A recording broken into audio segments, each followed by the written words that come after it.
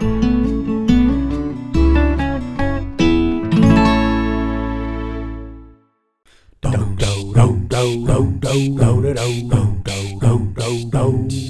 and welcome to Childsplay Online at Monster Mania. My name's Katie and I'm coming to you from my backyard in Phoenix. In this three-part series, I'm going to show you how to create your own monster character using you and another member of your household. I'll show you how to create a costume design for that character using things around your house. And then we'll explore how to physically and vocally bring that monster character to life. And I will end it all with a video performance challenge.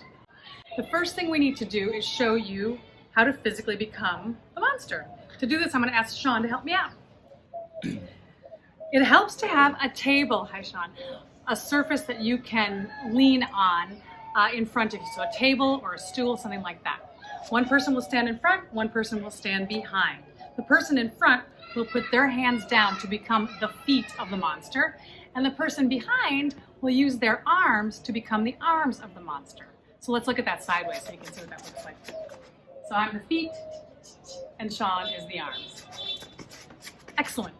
Then, we're going to need a few things to mask the parts of the human that you don't want other people in the audience to see. So, it helps to have a shirt that is buttoned down or opens in some way. Some sort of shoes or slippers for your monster feet. And then something to cover your legs, either a knee-high sock or a pair of socks, or some shorts. You can actually use both if you want. Since I am the feet, I'm going to go ahead and put these shoes on. Sean is the arms, so we're going to put this shirt on backwards so you can see how it works. Excellent. So now, here we are, mini monster body. So see, we have short legs and long arms and a short body, but we're not even close to being a monster yet because we have to create a costume design. We'll do that next. So the other thing we need to do is come up with some kind of masking so that your audience doesn't see the human parts like my legs or Sean's head back there. So let me show you how I'm going to do my masking, and then I'll give you some ideas for ways that you can do yours. I'm on my patio and I have these great patio curtains, Sean. So I'm going to close these curtains all the way, and I'm going to use a clothespin. Oh no, the sock's in the way.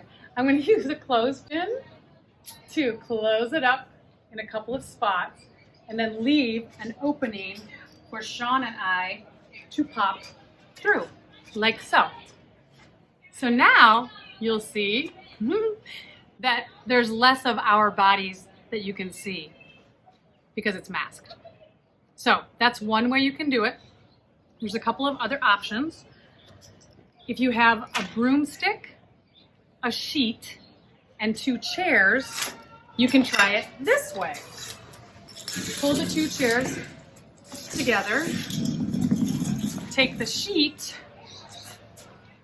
and put it over the broomstick like so. And you'll see now that that masks my lower body, so that if Sean and I were to put on our costume, you would not see anything below my feet because I'm all covered up. There's another thing you can do. You can decide that if you don't want to mask anything, you could have a 2-headed monster. And why not? Or you could simply throw something over the person behind you so that your audience can't see them. All right, so that is the basis for our monster making activity. I challenge you to come up with your own solution for masking, and I cannot wait to see what you come up with. Until next time, bye monsters.